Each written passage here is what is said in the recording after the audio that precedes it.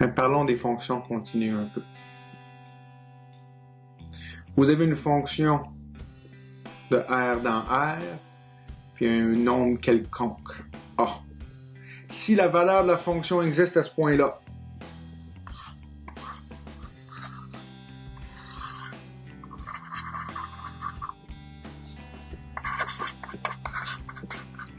et que la limite à gauche puis que la limite à droite existe, qui se rapprochent toutes de la même valeur, dans ce cas-là, on dit que la fonction, elle est continue en x est égal à a.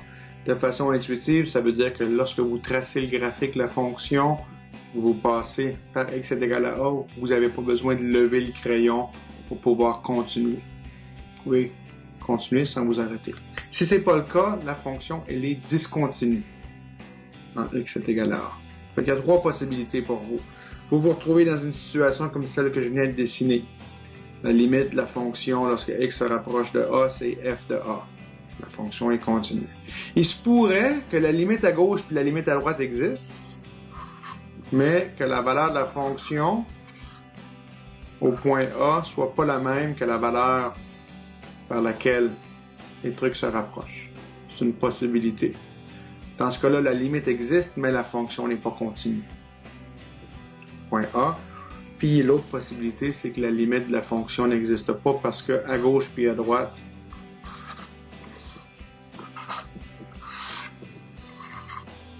les limites ne sont pas les mêmes. Fait qu'on peut être discontinu de deux façons différentes, et on est continu d'une seule façon. Quand une fonction est continue pour tous les points de son domaine, on dit qu'elle est continue, tout simplement. On n'a pas besoin de spécifier où elle est continue. C'est pas suffisant que la fonction soit définie à un point ou que la limite existe à l'endroit pour que la fonction soit continue. Comme je vous ai dit dans le deuxième exemple, il faut que les deux quantités soient les mêmes. C'est pas toujours évident de tracer le graphique d'une fonction. Fait que le truc du crayon qui se promène puis qui fait pas de trou ou qui fait pas de saut, c'est pas toujours un bon truc. Au chapitre 6, on va parler de l'étude d'une fonction. Je vais vous montrer comment tracer les graphiques de fonctions. Puis là, peut-être que vous pouvez vous servir de ça pour éventuellement calculer des limites. Voici des exemples de fonctions qui sont continues au point A. Le point A, je ne sais pas si vous pouvez le voir ici, là. C'est toujours ce point-là.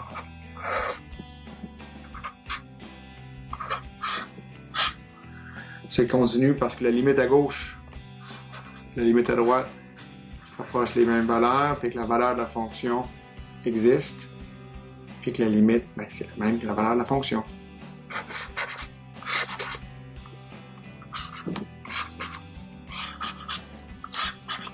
Si vous vous servez du test, du crayon, par exemple, pour celle-là, quand le temps vient de tracer le graphique, je suis capable de tracer le graphique sans lever le crayon au point A. La fonction est continue au point A, mais elle n'est pas continue partout. Par exemple, à ce point-ci, si je veux tracer le graphique, j'ai pas le choix. Il faut que je lève le crayon puis que je reparte. Mais on ne s'intéressait pas à la continuité à ce point-ci. On s'intéressait seulement à la continuité au point A.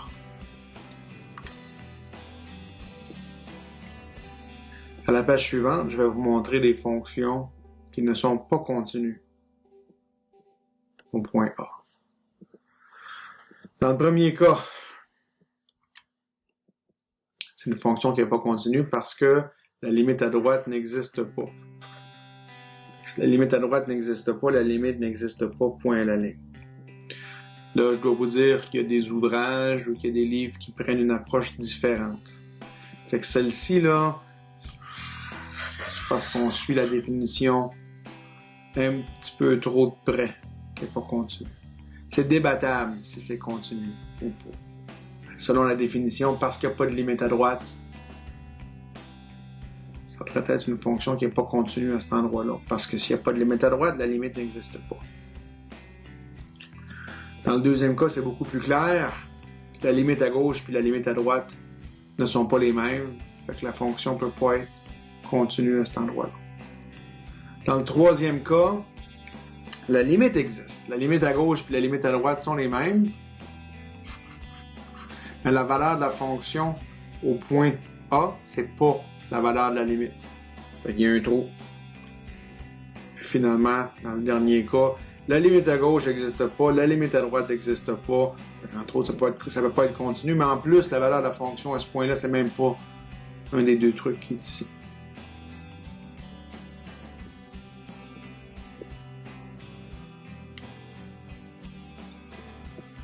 Puis là, on peut parler des propriétés des limites.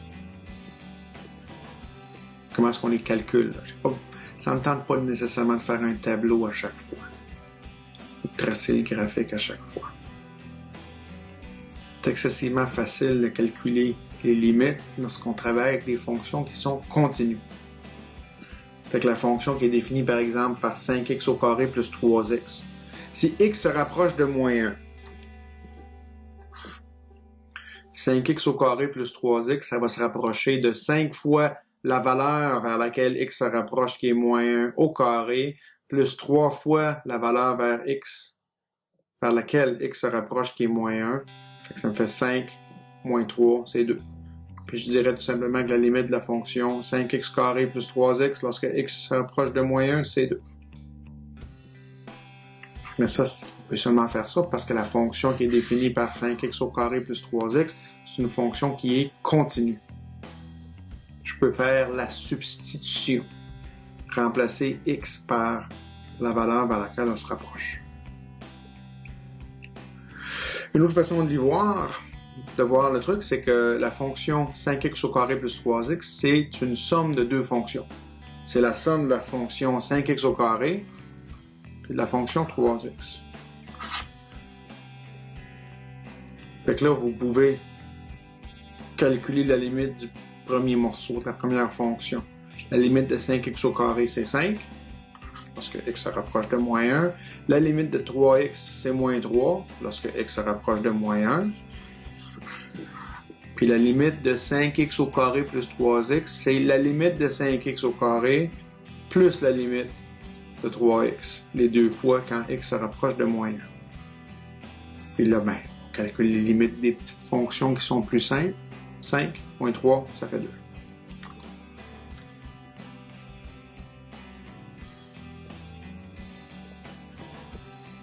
En général, si vous avez deux fonctions, peut-être des constantes ou des entiers, puis vous savez que les limites des deux fonctions existent à un certain point A, la limite de la somme des fonctions, ça va être la somme des limites.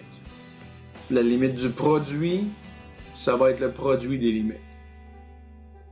La limite d'une constante fois la fonction, c'est la constante fois la limite de la fonction. Si en plus, la limite de g, c'est pas 0, lorsque x se rapproche de a, la limite du quotient de f par g, ça va être le quotient des limites. Ça, il faut faire attention, c'est seulement vrai si la limite de g de x du dénominateur n'est pas 0. Sans ça, tu es en train de diviser par 0 ici, puis ça ne fonctionne pas. Et finalement, si vous avez un entier pair,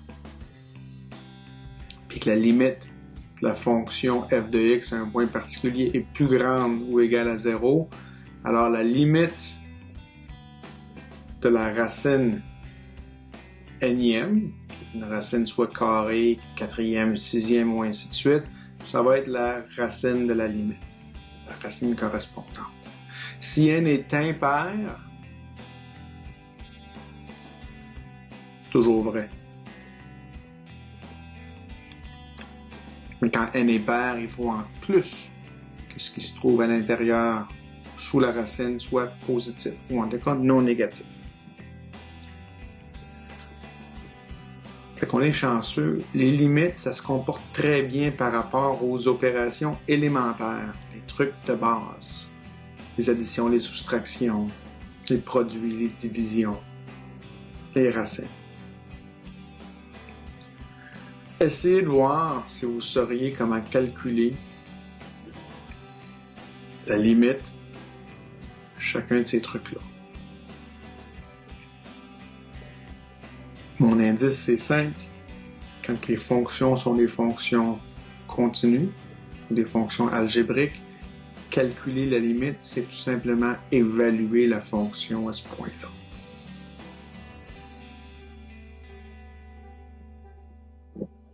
Vous pouvez arrêter la vidéo, essayez de faire le calcul. Quand vous serez prêt à vérifier vos réponses, vous repartirez une vidéo. Ouais.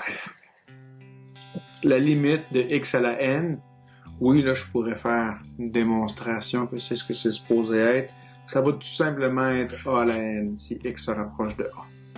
Fait que la limite, par exemple, de x à la 3, quand x se rapproche de 13, c'est juste 13 à la 3. Je remplace x par 13 dans la fonction. Ça me donne 2197.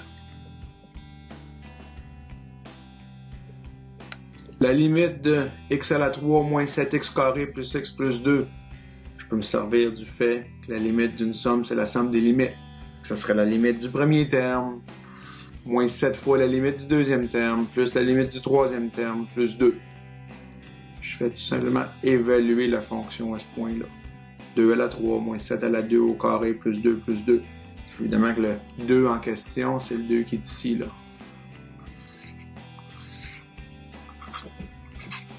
Puis le 2 qui se retrouve ici, ben c'est pas ce 2-là, c'est le 2 qui était ici. Donc la valeur, c'est moins 16. Pour le quotient,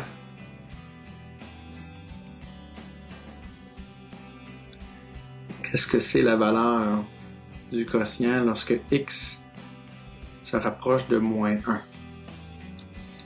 Mais là, on a un problème. Parce que le dénominateur, lorsque x se rapproche de moins 1, ça je peux calculer sa limite facilement, c'est x à la 3 plus x plus 2, ça devient moins 1 à la 3 plus moins 1 plus 2, et ça c'est 0. Je suis en train de diviser par 0. Je ne sais pas quoi faire à l'heure actuelle pour calculer cette limite-là. Je ne peux pas me servir du théorème. Plus tard, on va voir qu'il y a une asymptote verticale à cet endroit-là. Mais si vous vous trouvez un point A, où est-ce que x à la 3 plus x plus 2, ça se rapproche pas de 0, quand x se rapproche de votre point A, ben là c'est simple. La limite du quotient, c'est le quotient des limites. Par exemple, si vous voulez connaître la limite lorsque x se rapproche de 7, on commence par vérifier rapidement. Si quand je remplace x par 7, le dénominateur devient 0. Ben, 7 à la 3, c'est un gros nombre, plus 7 plus 2, c'est des petits nombres, tout ça c'est positif, c'est pas 0. OK, ça a de l'allure. On peut calculer la limite en remplaçant x par 7 directement. Ben, partout où il y a des 7, partout où il y a des x, je remplace par 7. 7 au carré plus 1, divisé par 7 à la 3 plus 7 plus 2, ça me fait, je le calcule, 25 sur 176. Je pouvais me servir du résultat qui dit que la limite du quotient, c'est le quotient des limites, parce que le dénominateur, sa limite, c'était pas 0.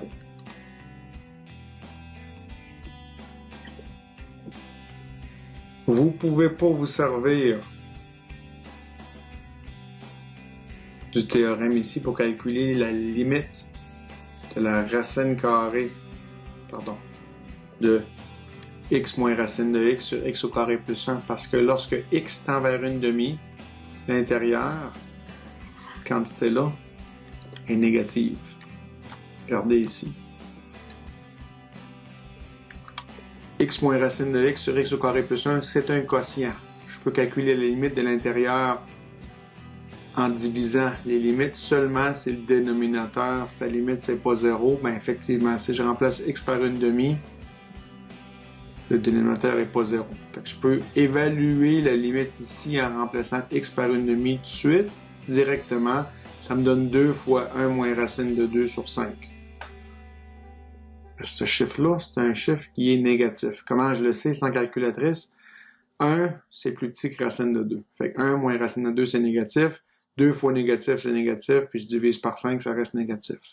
Fait que là, si je voulais calculer la limite, la racine de ça, ça pourrait être en théorie la racine de la limite.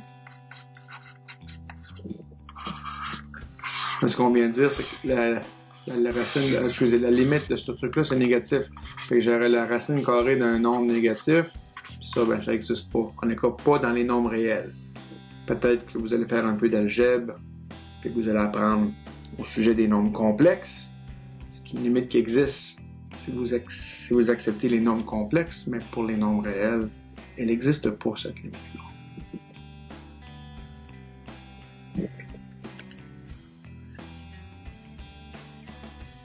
Fait que pour des fonctions qui sont algébriques, c'est-à-dire des fonctions qui sont soit des polynômes ou des quotients de polynômes, ou des polynômes puis des quotients de polynômes où on permet aussi des racines, c'est super facile de calculer les limites. Ce que je vous ai dit à plusieurs reprises, là, vous faites simplement la substitution de x par a. Pour calculer les limites, il faut juste évaluer des fonctions. Dans notre cours à nous, pour les 8 premiers chapitres, on va utiliser seulement des fonctions algébriques. Ça fait que le calcul des limites va être très simple.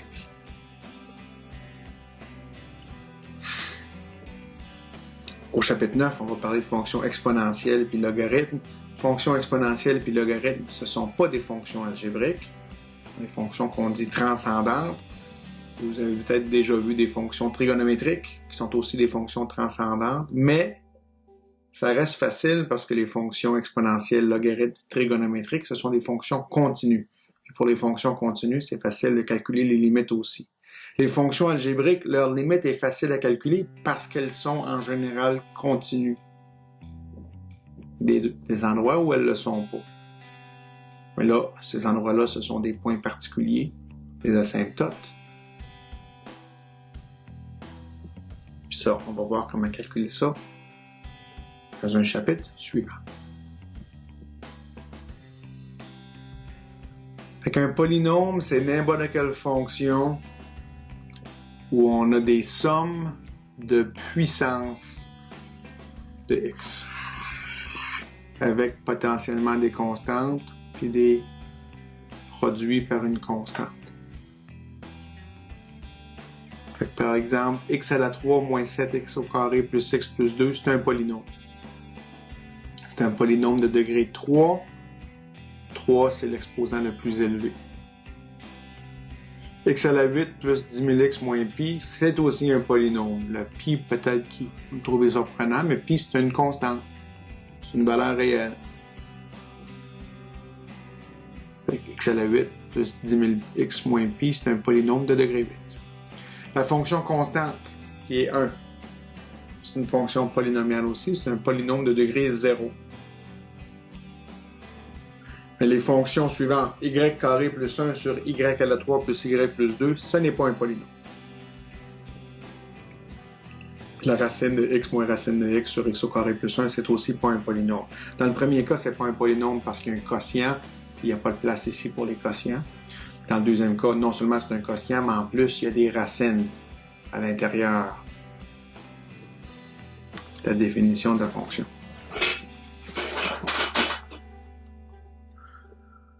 Une fonction rationnelle, c'est une fonction qui est le quotient de polynôme. Fait que, par exemple, x au carré plus 1 sur x à la 3 plus x plus 2, c'est une fonction rationnelle. C'est le quotient du polynôme de degré 2, x au carré plus 1, par le polynôme de degré 3, x à la 3 plus x plus 2. X à la 8 plus 10 000x moins pi sur x à la 3 moins 7x carré plus x plus 2, c'en est aussi une fonction rationnelle. Surprenamment, la fonction qui est constamment 1 aussi c'est une fonction rationnelle. On peut écrire ça comme étant 1 divisé par 1. 1 c'est un polynôme de degré 0. Le dénominateur aussi, qui est 1, c'est un polynôme de degré 0. Fait que c'est un quotient de deux polynômes. Puis la fonction est définie partout parce que le dénominateur n'est jamais égal à 0. Ces deux autres fonctions rationnelles ici, j et k, qu'on a définies au préalable, ce sont des fonctions rationnelles, mais elles ne sont pas nécessairement définies partout. Par exemple, on sait qu'il y a un point ici.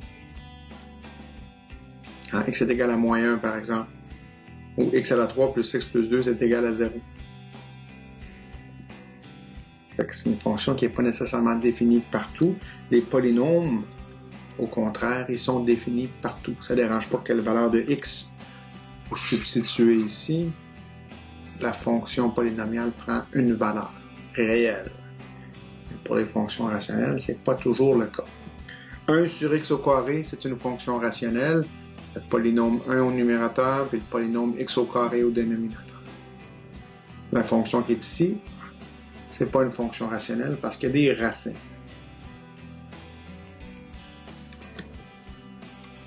Finalement, une fonction algébrique, c'est une fonction que vous obtenez en combinant des racines énièmes et des fonctions rationnelles avec des sommes, des produits, des quotients.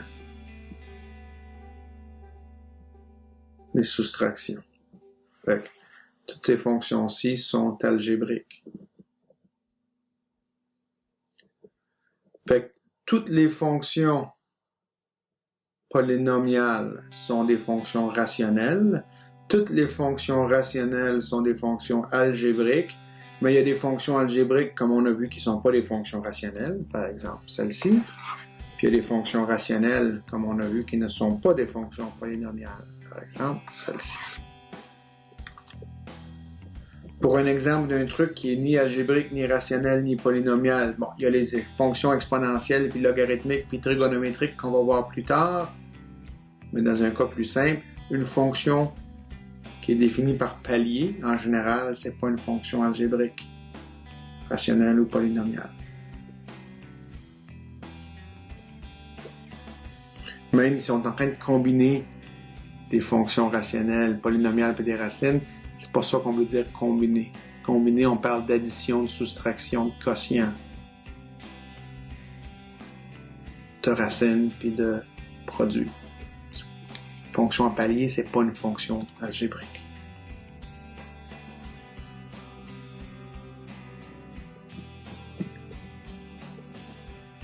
Ben, pourquoi on s'intéresse aux fonctions algébriques? Pour les fonctions algébriques, là où la fonction est définie, la limite de la fonction au point A, c'est tout simplement la valeur de la fonction au point A. Une fonction algébrique est continue partout où vous pouvez la définir.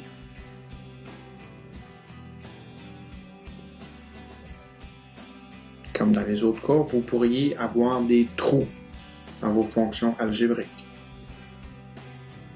Possibilité. Une autre possibilité.